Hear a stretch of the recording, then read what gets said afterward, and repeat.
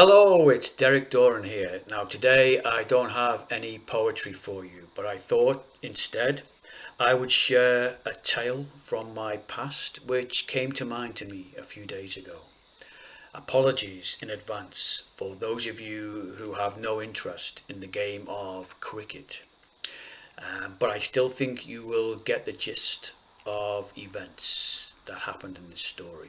So it goes back many decades. I used to play cricket in the Liverpool League for a team called Sefton. And this particular day, we had a match over the River Mersey on the Wirral Peninsula against Birkenhead. And it was the under 19s teams, so you can see how long ago it was. Now, I was feeling really confident on this particular day.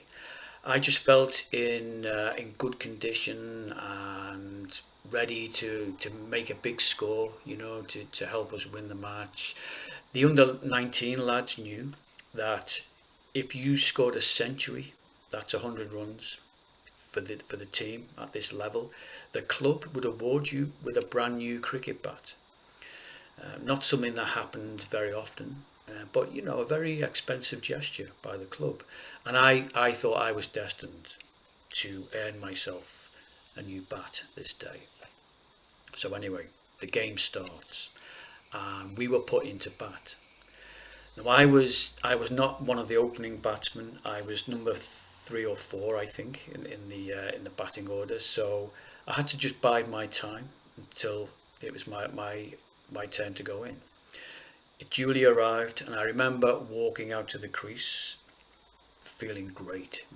This is great. I'm gonna score lots of runs. I'm feeling good. There's plenty of time.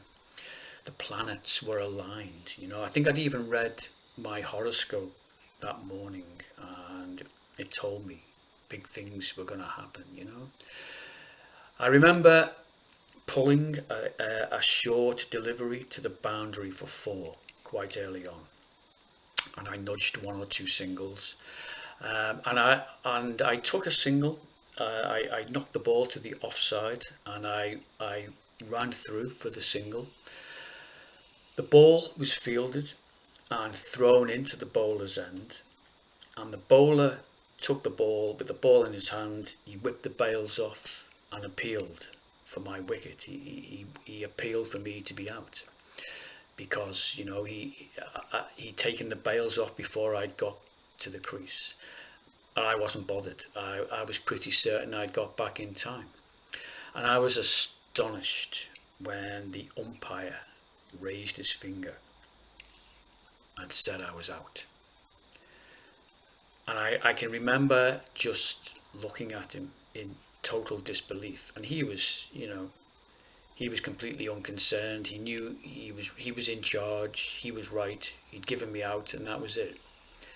And I asked him how was I out, and he said, "You didn't ground your bat."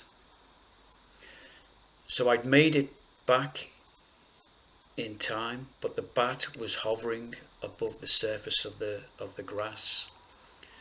It wasn't grounded, so I wasn't technically back. So I was out. And I couldn't argue. There's not absolutely nothing I could do. But I just couldn't believe it. I was in total denial. My biorhythms were on a triple high that day. That was the thing back then. It was my destiny to play really well and make a big score.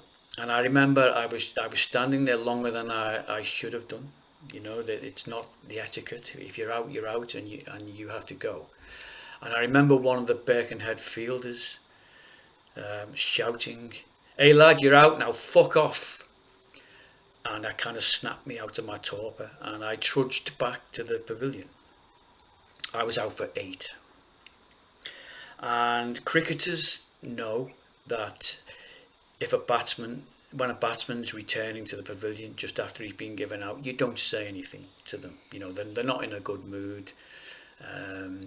Nobody likes "I told you so," or "you should have done this, you should have done that," or whatever.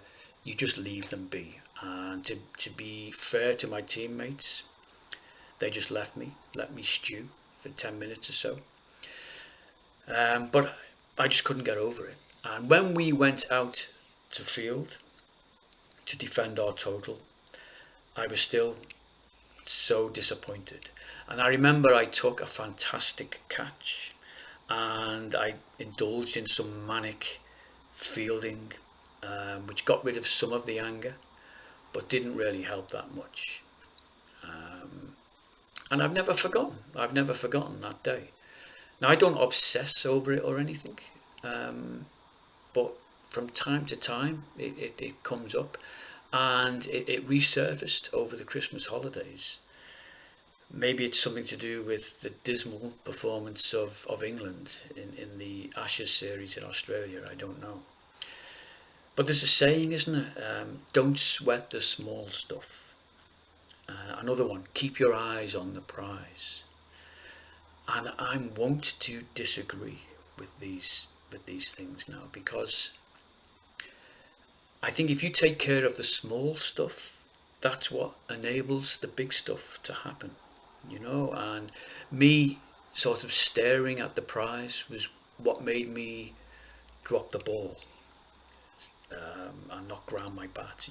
I didn't take care of the basics, and I allowed the bigger picture to cloud my judgment. So there you go. I just thought I would share that story with you. I don't really know what I can learn from it. I think maybe the truth is somewhere in between the two. You don't obsess over the little things at the expense of losing sight of the big prize, but you don't focus on the end game to the detriment of doing the basics. I don't know. Anyway, I'll leave you with that, and I will see you very soon for more of my poetry. So until then, Happy New Year and take care. Bye for now.